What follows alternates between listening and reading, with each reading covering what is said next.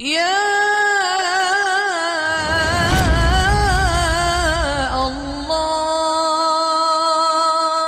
تو ہر بندہ سمجھتا ہے کہ جی بس میں بہت دکھی ہوں، دوسرے تو سب اچھے ہیں. نہیں، ہر ایک کی اپنی زندگی ہوتی ہے. بس اللہ سے یہ دعا مانگو کہ اللہ نے ہمیں جس حال میں رکھا ہے، اللہ ہمیں صبر کی توفیق عطا فرمائے، شکر کی توفیق عطا فرمائے. اللہ نے ہمیں بہترین حال میں رکھا ہوا ہے. سچی بات تو یہ ہے کہ ہم نے تو دنیا کے اندر آ کے غم کو دیکھا ہی نہیں ہے. سچی بات کروں نا تو ہم نے تو غم کو دیکھا ہی نہیں ہے. یہ چھوٹی موٹی چیزیں یہ کیا ہوتی ہیں، اس کو غم تھوڑا کہتے ہیں.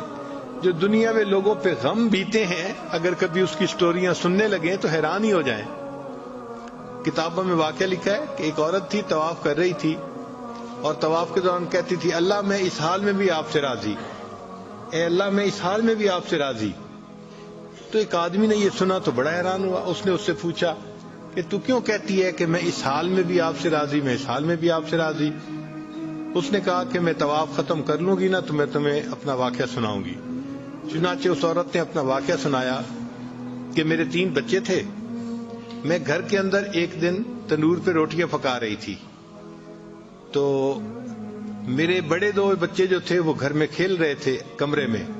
اچانک مجھے ایک شور کی آواز آئی تو وہ کہتی ہے کہ میں نے جب شور سنا تو میں وہیں سب کچھ چھوڑ کے تنور پر آٹا روٹیاں تو میں کمرے کی طرف بھاگی.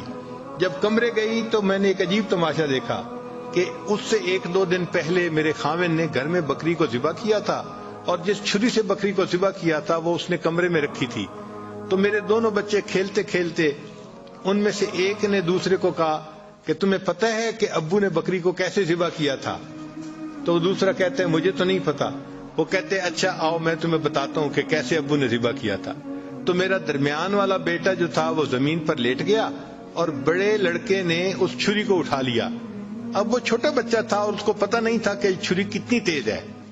چنانچہ اس نے اس کے گلے پہ جو چھری چلائی تو گلا تو فوراً کٹ گیا اور خون کا فوارہ چھوٹنے لگا. اب جب خون نکلا تو شور ہوا اور میں بھاگی ہوئی آئی تو میں نے دیکھا کہ میرا بچہ خون میں لت پت پڑا تھا اور اس کی جان نکل چکی تھی. اب میں نے سوچا کہ میرا بڑا بیٹا کہاں ہے جس نے یہ حرکت کی تھی؟ وہ ڈر کے بھاگ گیا تھا اور کہیں چھپ گیا تھا. کہنے لگی میں نے اسے دوسرے کمروں میں دیکھا تو کہیں نظر نہیں آیا. جب صحن میں آئی تو وہاں میں نے تنور کے لیے کچھ لکڑیاں رکھی ہوئی تھیں، ان لکڑیوں کے پیچھے وہ جا کے چھپا تھا. کہنے لگی میں نے پیچھے سے اس کو جا کے جب دیکھا تو اس نے مجھے کوئی جواب نہیں دیا.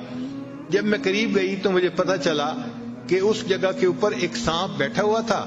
یہ بچہ چھپنے کے لیے جب لکڑیوں کے پیچھے گیا سانپ نے اس کو ڈسا اور یہ بھی وہاں مرا پڑا تھا. کہتے میں اس کی لاش اٹھا کے لائی، ایک بچے کو ایک چارپائی پہ لٹایا اور دوسرے بچے کو دوسرے چارپائی پہ لٹایا.